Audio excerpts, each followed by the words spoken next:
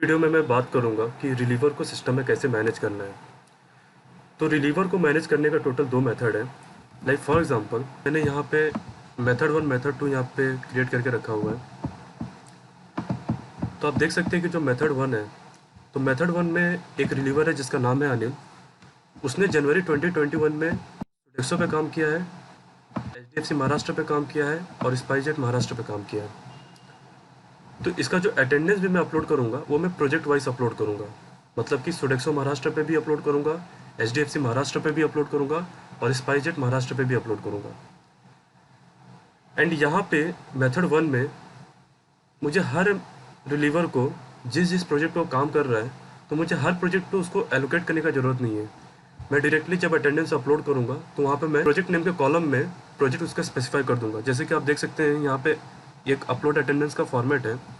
तो यहाँ पे आप देख सकते हैं कि जो प्रोजेक्ट नेम का जो कॉलम है, तो यहाँ पे ये जो रितेश सिंह है, ये एक रिलीवर है। इसने सोडेक्सो पे काम किया है, HDFC पे किया है और स्पाइसजेट महाराष्ट्र पे किया हुआ है। तो मैंने प्रोजेक्ट नेम पे उसका प्रोजेक्ट भी स्पेसिफाई किया हुआ है और उसके अकॉर्डिंगली मैंने उसका अटेंडेंस भी मार्क किया हुआ है। लाइक सोडेक्सो महाराष्ट्र पे रितेश सिंह 1 अगस्त से लेके 7 अगस्त तक था। उसके बाद HDFC महाराष्ट्र पे 8 अगस्त से लेके 22 अगस्त तक था और स्पाइसजेट महाराष्ट्र पे 23 अगस्त से लेके 31 अगस्त तक था। तो उसके अकॉर्डिंग मैंने उसका अटेंडेंस मार्क किया हुआ है। बट पहले मेथड में आपको एक चीज़ ध्यान रखना है कि जब आप एम्प्लॉय क्रिएट करते हैं, तो एम्प्लॉय क्रिएट करते टाइम पे जो एम्प्लॉय का पेज है वहाँ पे ये एक रिलीवर का चेकबॉक्स होता है। इस रिलीवर का चेकबॉक्स को आपको टिक रखना है, बिकॉज जब आप अटेंडेंस अपलोड करते हैं तो आपको सिस्टम को कहीं ना कहीं ये स्पेसिफाई करना पड़ेगा कि ये पर्टिकुलर एम्प्लॉय एक रिलीवर है। अदरवाइज अगर आप किसी एम्प्लॉय को प्रोजेक्ट पे ऐड नहीं करते हैं और अगर आप डायरेक्टली अटेंडेंस अपलोड करेंगे तो सिस्टम एरर थ्रो करता है। तो नॉन रिलीवर के लिए ये कंसेप्ट एप्लीकेबल है, बट रिलीवर के केस में अगर ये चेकबॉक्स टिक रहता है तो सिस्टम को पता चलता है कि ये एम्प्लॉय एक रिलीवर है और इसका मुझे प्रोजेक्ट में जाके इसका प्रोजेक्ट चेक करने का ज़रूरत नहीं है। मैं डायरेक्टली इसका अटेंडेंस सिस्टम में अपलोड कर दूंगा। तो पहले मेथड में जब भी आप रिलीवर को डिफाइन कर रहे हैं तो ये चेकबॉक्स टिक रहेगा और इसका एक डिटेल वीडियो ऑलरेडी बना हुआ है पहले मेथड के ऊपर, वो आप रिफ़र कर सकते हैं। अब बात करते हैं सेकेंड मेथड का। तो जो सेकेंड मेथड है उसमें भी सेम केस है। जो अनिल है उसने 3 प्रोजेक्ट पे काम किया जनवरी 2021 में, सोडेक्सो महाराष्ट्र, HDFC महाराष्ट्र और स्पाइसजेट महाराष्ट्र। बट यहाँ पे जो मैं अटेंडेंस अपलोड करूँगा तो यहाँ पे मैं प्रोजेक्ट वाइज अटेंडेंस अपलोड नहीं करूँगा। मैं रिलीवर के लिए एक अलग से एक प्रोजेक्ट सिस्टम में क्रिएट करके रखूँगा और एक रिलीवर ने पूरे मंथ पे जहाँ जहाँ पे भी काम किया है वो सिस्टम के लिए मैटर नहीं करेगा। मैं उसका अटेंडेंस एक एक प्रोजेक्ट में डायरेक्टली अपलोड कर दूंगा। तो आप देख सकते हैं कि सोडेक्सो महाराष्ट्र, HDFC महाराष्ट्र और स्पाइसेस महाराष्ट्र पे उसने काम किया है, बट अटेंडेंस मैं अपलोड कर रहा हूँ एक सिंगल प्रोजेक्ट जो कि रिलीवर के लिए क्रिएट हुआ है, वहीं पे मैं अपलोड करूँगा। बिलिंग के टाइम पे जो मैन डेज होगा उसको मैं मैनिपुलेट करूँगा, जो कि मैं आगे वीडियो में आपको एक्सप्लेन करूँगा। बट इस सिनेरियो में अगर आप एम्प्लॉय क्रिएट कर रहे हैं, मतलब कि अगर आप रिलीवर क्रिएट कर रहे हैं, तो ये जो रिलीवर का चेकबॉक्स है इसको टिक करने का ज़रूरत नहीं है, बिकॉज एनीवे आप रिलीवर को एज ए रिलीवर आप ट्रीट नहीं कर रहे हैं। तो ये रिलीवर का चेकबॉक्स है, इसको टिक करने का ज़रूरत नहीं है।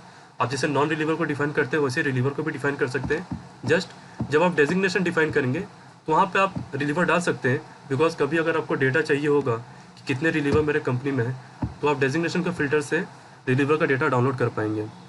बट ये जो रिलीवर का चेकबॉक्स है ये स्पेसिफाई करने का ज़रूरत नहीं है, बिकॉज अटेंडेंस आप एक ही प्रोजेक्ट पे अपलोड करें जो कि रिलीवर का प्रोजेक्ट है, और रिलीवर का प्रोजेक्ट आप अटेंडेंस अपलोड करें मतलब कि उस प्रोजेक्ट पे आप उस एम्प्लॉय को ऐड भी कर रहे हैं, जैसे बाकी एम्प्लॉय को प्रोजेक्ट आप एलोकेट करते हैं।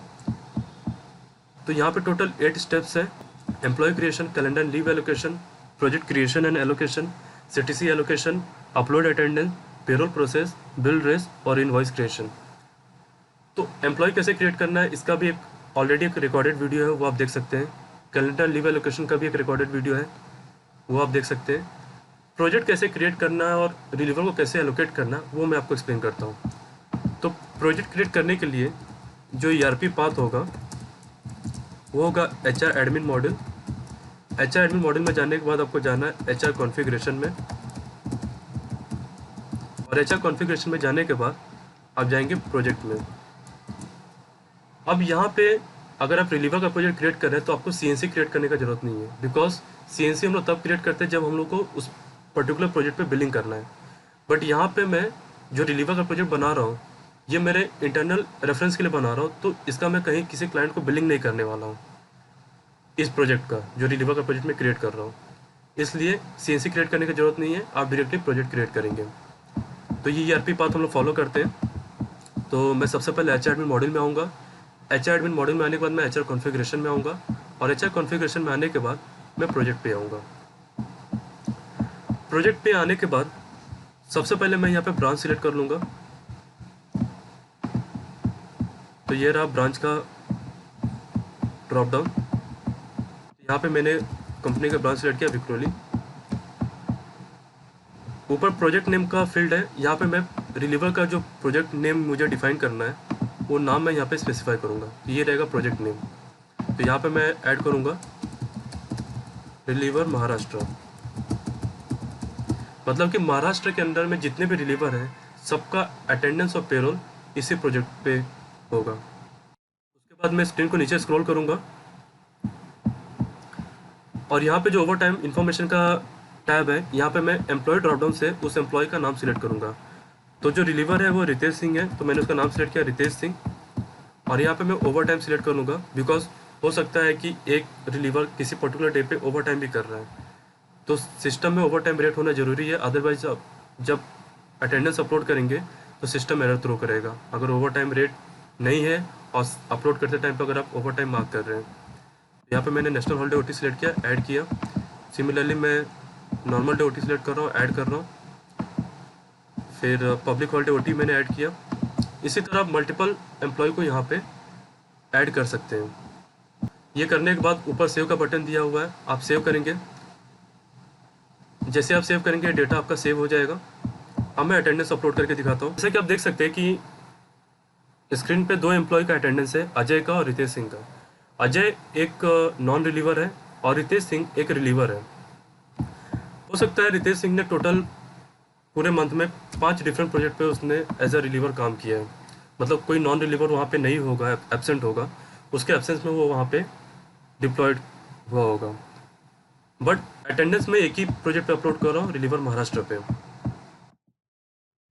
अब यहाँ पे एग्जांपल लेते हैं कि जो अजय है, अजय 1 अगस्त से लेके 6 अगस्त तक इस सोडेक्सो महाराष्ट्र पे नहीं था, वो एब्सेंट था। बट उसके एब्सेंस में कौन गया है वहाँ पे? रितेश सिंह। तो आप देख सकते हैं कि रितेश सिंह जो है उसका अटेंडेंस मैंने यहाँ पे मार्क किया हुआ है। सिमिलरली बाकी भी जो डेज है वो किसी न किसी साइट पे डिप्लॉयड होगा, इसके लिए मैंने उसका कंप्लीट अटेंडेंस रिलीवर महाराष्ट्र के प्रोजेक्ट पे मार्क किया हुआ है।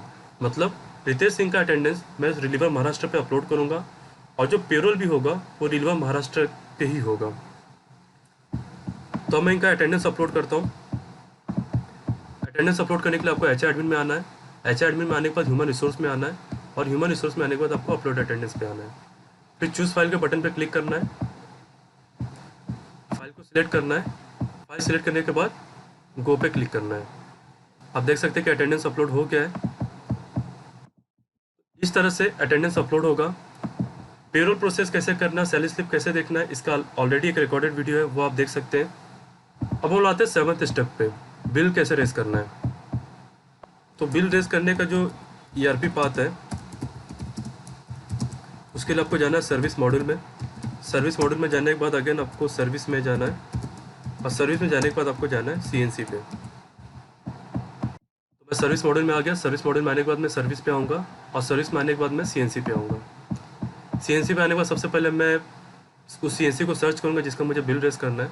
तो उसके लिए सबसे पहले मैं सर्च के बटन पर क्लिक करूँगा और यहाँ पर मैं टाइप करता हूँ सोडेक्सो। ये सोडेक्सो मैंने कस्टमर सेलेक्ट किया, फिर मैं गो पे क्लिक करूँगा। अब यहाँ पे 2 प्रोजेक्ट है, सोडेक्सो पंजाब और सोडेक्सो महाराष्ट्र। मुझे बिल रेज करना है सोडेक्सो महाराष्ट्र का, तो मैं सोडेक्सो महाराष्ट्र सेलेक्ट करूँगा। रेज बिल पे क्लिक करूँगा और यहाँ पे मैं ड्यूरेशन डालूँगा बिल का। तो मुझे अगस्त का बिल रेज करना है, तो मैंने फ्रॉम डेट में 1 अगस्त सेलेक्ट किया, टू डेट में 31 अगस्त सेलेक्ट किया और उसके बाद मैं ओके के बटन पर क्लिक करूँगा। जैसे मैंने ओके के बटन पर क्लिक किया मुझे एक मैसेज आएगा, बिलिंग क्रिएटेड सक्सेसफुली। ओके पे क्लिक किया। फिर उसके बाद मैं ऊपर व्यू बिल का बटन दिया हुआ है, मैं उस पर क्लिक करूँगा। जैसे मैं व्यू पे क्लिक कर रहा हूँ, आप देख सकते हैं कि अगस्त का टोटल 4 बिल यहाँ पे जनरेट हो गया है। अब मैं जो स्टाफिंग वाला बिल है मैं वो आपको इनवॉइस में कन्वर्ट करके दिखाता हूँ, जो कि ऊपर से 4th नंबर का बिल है। ये हो गया स्टाफिंग का बिल अगस्त मंथ का। तो इसको मैं सिलेक्ट करूँगा।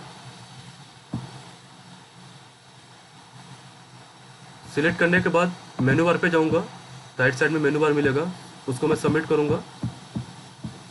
सबमिट करने के बाद अगेन मैं टैक्स इनवॉइस पे क्लिक करूँगा। ओके, उसके बाद मैं व्यू इनवॉइस करूँगा। अब ऊपर प्रिंट का बटन दिया हुआ है, तो मैं प्रिंट के बटन पे क्लिक करूँगा इनवॉइस को चेक करने के लिए। तो मैंने प्रिंट के बटन पे क्लिक किया। अब यहाँ पे आप देख सकते हैं कि जो सुपरवाइज़र है उसका मैन डेज आ रहा है 25 डेज, बिकॉज इस प्रोजेक्ट पे जो एम्प्लॉय था जिसको मैंने डिप्लॉय करके रखा और वो जो नॉन रिलीवर है उसका अटेंडेंस आ रहा है 25 डेज का। ये रहा अटेंडेंस। यहाँ पे जो एम्प्लॉय है वो है अजय। अजय यहाँ पे डिप्लॉयड था सोडेक्सो महाराष्ट्र पे। वो 1 अगस्त से लेके 6 अगस्त तक वो यहाँ पे नहीं था, और ये 31 डेज का मंथ है। तो इसके लिए वहाँ पे मैन डेज आ रहा है 25 कैलकुलेट हो रहा है। बट 1 अगस्त से लेके 6 अगस्त तक भले ही अजय वहाँ पे नहीं था, बट उसके रिप्लेसमेंट में रितेश सिंह वहाँ पे डिप्लॉयड था। तो इसके लिए मुझे क्लाइंट को बिलिंग पूरे मंथ का कम देना है। तो मैन डेज अपडेट करने के लिए आपको इनवॉइस के पेज पे आना है, और यहाँ पे आपको क्वांटिटी का कॉलम मिलेगा। तो सबसे पहले एडिट करने के लिए आपको एडिट के बटन पे क्लिक करना पड़ेगा, और जैसे आप एडिट के बटन पे क्लिक करेंगे आप इस पेज को एडिट कर पाएंगे। यहाँ पे ये रहा क्वांटिटी का कॉलम। तो ये बेसिकली आपका मैन डेज होता है। अब आप देख सकते हैं कि क्वांटिटी में 25 डेज आ रहा है।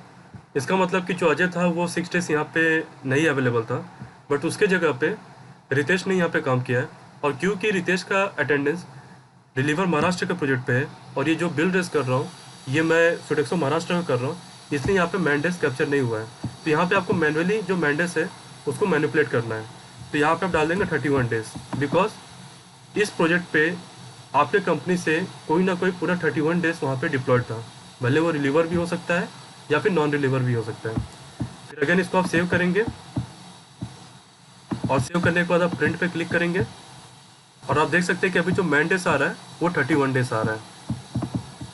तो इस तरह से जो मैन डेज है वो आप अपडेट करेंगे। अब यहाँ पे अगर आप कैलकुलेशन देखेंगे तो जो सुपरवाइजर का CTC है वो है 31,508.29, जो कि CNC से पिक करता है सिस्टम। पर डे रेट आ रहा है 1016.40, बिकॉज ये जो CTC है इसको मैंने 31 से डिवाइड किया है, बिकॉज मैं अगस्त मंथ का बिल रेस कर रहा हूँ। और इसको अगर मैं 31 से मल्टीप्लाई करूँगा तो मेरा फाइनल जो वैल्यू आ रहा है वो आ रहा है 31,508.40, और उसमें मेरा GST लग के मेरा ये फाइनल अमाउंट कैलकुलेट हो रहा है। तो इस तरह से अगर आपका रिलीवर है उसको आप सिस्टम में मैनेज कर सकते हैं।